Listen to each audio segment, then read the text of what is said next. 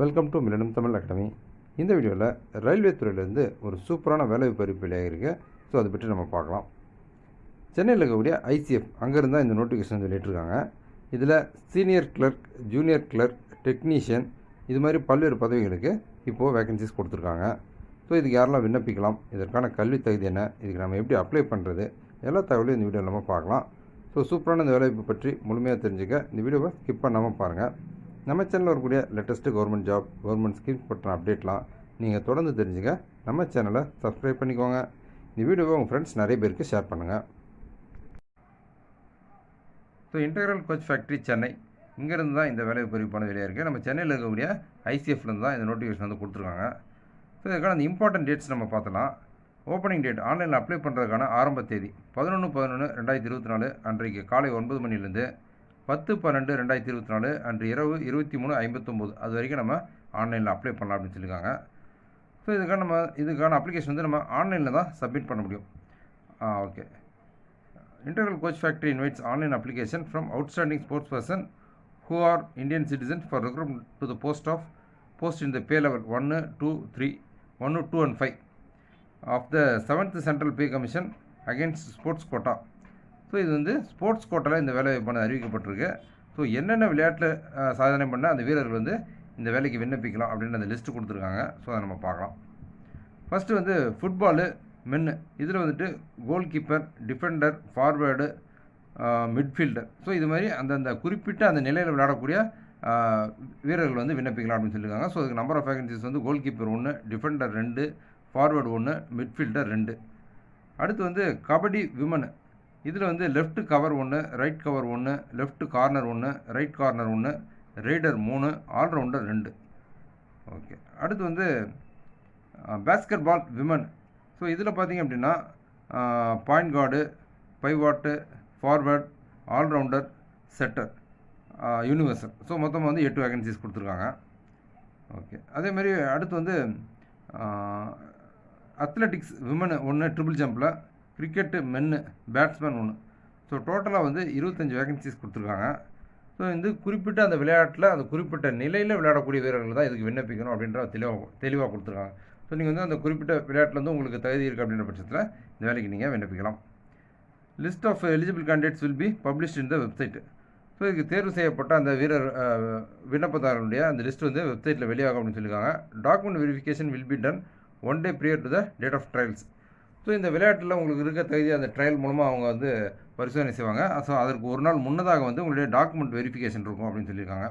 So இந்த வேலைக்கு விளையாட்டு வீரர்களை தேர்வு செய்யும்போது என்னென்ன திறமை, அதாவது ஒரு விளையாட்டில் அந்த குறிப்பிட்ட அந்த இடத்துக்கு வந்து எந்த அடிப்படையில் தேர்வு செய்யப்படுவாங்க அப்படின்ற அந்த விளக்கம் கொடுத்துருக்காங்க. இன்கேஸ் ஆஃப், அதாவது பாயிண்ட் கார்டு அந்த பதவிக்கு வந்து in case of non availability of suitable candidate for point guard, that position will not be filled by candidates from other position. The point guard position will remain vacant. So இந்த குறிப்பிட்ட அந்த விளையாட்டில் அந்த குறிப்பிட்ட அந்த நிலையில் விளையாடக்கூடிய வீரர் வந்து இந்த வேலைக்கு அவைலபிளாக இல்லை அப்படின்ற பட்சத்தில் அந்த பாயிண்ட் கார்டு அப்படின்ற அந்த பொசிஷன் வந்து வேக்கண்ட்டாக தான் இருக்கும். வேறு நிலையில் விளையாடக்கூடிய வீரரை வச்சு அந்த பதவி வந்து நிரப்ப மாட்டோம் அப்படின்னு சொல்லியிருக்காங்க. ஸோ இதே மாதிரி ஒவ்வொரு விளையாட்டுலேயும் அந்த ஒவ்வொரு நிலைக்கு என்ன தகுதியின் அடிப்படையில் அந்த வீரர்கள் தேர்வு செய்யப்படுவாங்க அப்படின்ற அந்த தெளிவான விளக்கத்தை கொடுத்துருக்காங்க. ஸோ அது வந்து விண்ணப்பிக்கிறவங்க உங்களுடைய பதவிக்கு என்ன திறமை வந்து கேட்கப்படுது அப்படின்றத பார்த்துங்க. அடுத்து வந்து post and education qualification. So இந்த வேலைக்கான கல்வி தகுதி பார்க்கலாம். சீனியர் கிளர்க்கு லெவல் 5, இதுக்கு வந்து degree from recognised university. So இதுக்கு டிகிரி கேட்டிருக்காங்க.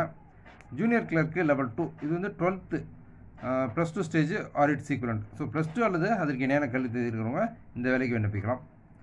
டெக்னீஷியன் கிரேடு 3, ஸோ இந்த பதவிக்கு 10th pass or 10th + course completed act apprenticeship ITI from recognised institute of NCVT in relevant trade. So வந்து 10th + ITI பண்ணவங்க இந்த வேலைக்கு விண்ணப்பிக்கலாம் அப்படின்னு சொல்லியிருக்காங்க. ஓகே. அடுத்து வந்து level 1 10th pass ITI okay or equivalent or national apprenticeship certificate NAC granted by NCVT. So level 1 அந்த பதவிக்கு வந்து 10th + அல்லது ITI பண்ணவங்க விண்ணப்பிக்கலாம் அப்படின்னு சொல்லியிருக்காங்க. Education qualification must be from recognised institution. So அங்கீகரிக்கப்பட்ட கல்வி நிறுவனத்திலேருந்து உங்களுக்கான அந்த கல்வி தகுதி பெற்று இருக்கணும் அப்படின்னு சொல்லியிருக்காங்க. Sports persons must possess minimum education qualification as applicable to the post. So நீங்கள் விளையாட்டு வீரராகவும் இருக்கணும், அதே நேரத்தில் உங்களுக்கு அந்த குறைந்தபட்ச கல்வி தகுதி இருக்கணும் அப்படின்னு சொல்லியிருக்காங்க. ஸோ இந்த வேலைவாய்ப்பு மூலமாக சீனியர் அல்லது ஜூனியர் கிளர்க்குக்கு ஒருத்தர் தேர்வு செய்யப்பட்டாங்க அப்படின்னா அவங்க வந்து இங்கிலீஷில் வந்து 30 வேர்ட்ஸ் per மினிட்டும் ஹிந்தியில் 25 வேர்ட்ஸ் per மினிட்டும் டைப் பண்ணக்கூடிய திறமை இருக்கணும் அப்படின்னு சொல்லியிருக்காங்க.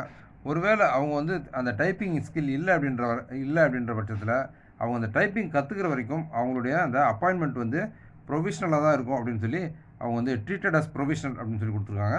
ஸோ வந்து உங்களுக்கு கல்வி தகுதி ப்ளஸ் வந்து டைப்பிங் ஸ்கில் இருக்கணும், அதாவது சீனியர் கிளர்க்கு ஜூனியர் கிளர்க்கு இந்த பதவிக்கு. ஓகே, அடுத்து வந்து ஏஜ் லிமிட் பார்க்கலாம். இதுக்கு வந்து 18 வயது முதல் 25 வயது வரைக்கும் இருக்கணும் அப்படின்னு சொல்லியிருக்காங்க. இதற்கான அந்த வயது வரம்புக்கான தேதி 1/1/2025. ஸோ அந்த தேதியில் உங்களுக்கு இந்த வயது வரம்புக்கு உட்பட்டு நீங்கள் இருக்கணும் அப்படின்னு சொல்லியிருக்காங்க. No age relaxation in upper age limit. Okay, இந்த வேலைக்கு வந்து வயது வரம்பு தளர்வு இல்லை அப்படின்னு சொல்லியிருக்காங்க. ஏன்னா இது வந்து விளையாட்டு வீரர்களுக்கான அந்த வேலை வாய்ப்பு அப்படிங்கிறதுனால அவங்களுக்கு வந்து முழுமையான உடல் திறன் இருக்கணும் அப்படின்ற அடிப்படையில் வயது வரம்பு தளர்வு எதுவும் கொடுக்கல. ஓகே ஓகே, இவங்களுக்கு என்ன விதமான அந்த விளையாட்டில் சாதனை பண்ணவங்க இந்த வேலைக்கு விண்ணப்பிக்கலாம் அப்படின்ற அந்த லிஸ்ட்டு கொடுத்துருக்காங்க. Represented the country in Olympic games senior category. Okay, அடுத்து வந்து at least 3rd position in any of the category championship. Okay, events World Cup, World Championship, Asian Games, Commonwealth Games, Youth Olympics. So இது மாதிரியான அந்த விளையாட்டில் அவங்க வந்து represent பண்ணவங்களாக இருக்கணும் அப்படின்னு சொல்லியிருக்காங்க. அதாவது குறிப்பிட்ட அந்த பதவிக்கு கேட்டகரி ஏ, கேட்டகரி பி அப்படின்னு தனித்தனியாக கொடுத்துருக்காங்க. அடுத்து வந்து லெவல் 2, அதில் பார்த்திங்க அப்படின்னா World Cup, junior, youth, senior, World Championship, junior, senior, Asian Games, senior, Commonwealth Games, Youth Olympics. So இதில் பங்கெடுத்த அந்த விளையாட்டு வீரர்கள் விண்ணப்பிக்கலாம்னு சொல்லியிருக்காங்க. ஸோ இதேமாரி ஒவ்வொரு அந்த கேட்டகரிக்கும் என்னென்ன விளையாட்டுகளில் அவங்க வந்து பங்கெடுத்தவங்களாக இருக்கணும் அப்படின்ற அந்த தெளிவான விளக்கம் கொடுத்துருக்காங்க. ஸோ நீங்கள் விளையாட்டு வீரராக இருந்தீங்க அப்படின்னா இந்த முழுமையான விளக்கத்தை படித்து பாருங்கள், உங்களுக்கு அது தகுதி இருக்குது அப்படின்றத உறுதிப்படுத்திக்கிட்டு அப்ளை பண்ணுங்கள். So period of recording sports achievement. So இந்த விளையாட்டுத்துறையில் சாதனைகள் எந்த காலகட்டத்தில் பண்ணதாக இருக்கணும் அப்படின்ற ஒரு விளக்கம் கொடுத்துருக்காங்க. Sports achievements on or after 1/4/2022 up to 10/12/2024. So இந்த 2022-2024 இந்த வருடங்களில் அந்த குறிப்பிட்ட தேதிக்கு இடைப்பட்ட காலகட்டத்தில் வந்து அந்த விளையாட்டுத்துறையில் சாதனை பண்ணவங்களாக இருக்கணும் அப்படின்னு சொல்லியிருக்காங்க. அதேமாதிரி ஸ்போர்ட்ஸில் வந்து ஆக்டிவாக அவங்க வந்து இப்போவும் பிளேயராக இருக்கணும். அதாவது இது வந்து விளையாட்டு ஸ்போர்ட்ஸ் கோட்டா அப்படின்றதுனால அவங்க விளையாடக்கூடிய தகுதி இருக்கணும், அது சமீபத்தில் செய்த சாதனைகளாக இருக்கணும் அப்படின்ற அந்த அடிப்படையில் இந்த தேதி வந்து நிர்ணயம் பண்ணியிருக்காங்க. ஓகே, அடுத்து வந்து ப்ரொசீஜர் ஃபார் ரெக்ரூட்மெண்ட்.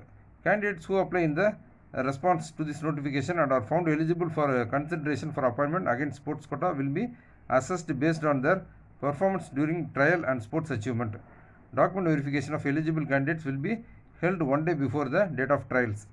ஸோ வந்து இந்த ஸ்போர்ட்ஸ் கோட்டாக்கு விண்ணப்பிக்கக்கூடிய அந்த வீரர்கள் வந்து விளையாட்டு திறனில் அவங்களுக்கு வந்து இருக்கக்கூடிய அந்த தகுதி மற்றும் ஸ்போர்ட்ஸ் அச்சீவ்மெண்ட் அந்த ட்ரையல் மூலமாக அவங்களுடைய திறமையை சோதிக்கிறாங்க, அவங்களுடைய சாதனைகள் இதை அடிப்படையாக வச்சு இந்த வேலை வாய்ப்பு வழங்கப்படுவான்னு சொல்லியிருக்காங்க. அதேமாதிரி document verification of eligible candidates will be held one day before trial. So அந்த விளையாட்டு துறையில் உங்களுக்கு இருக்கக்கூடிய அந்த திறமையை சோதனை செய்வதற்கு முன்னால் ஒரு தினம் முன்னால் வந்து உங்களுடைய சர்டிஃபிகேட்ஸ் வந்து வெரிஃபிகேஷன் பண்ணப்படும் அப்படின்னு சொல்லியிருக்காங்க.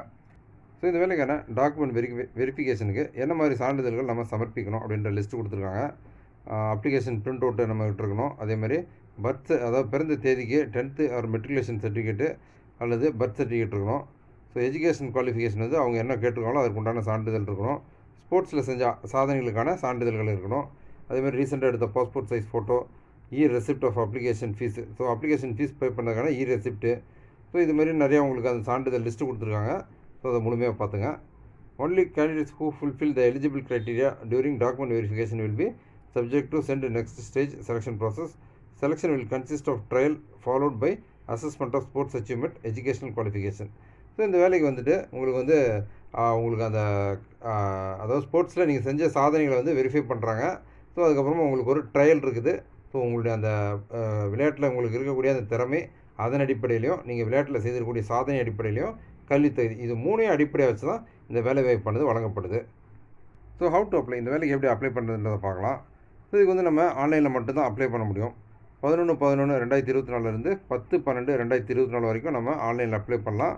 அதற்கான அந்த வெப்சைட் லிங்க் வந்து கொடுத்துருக்காங்க. So application will be accepted only through online mode.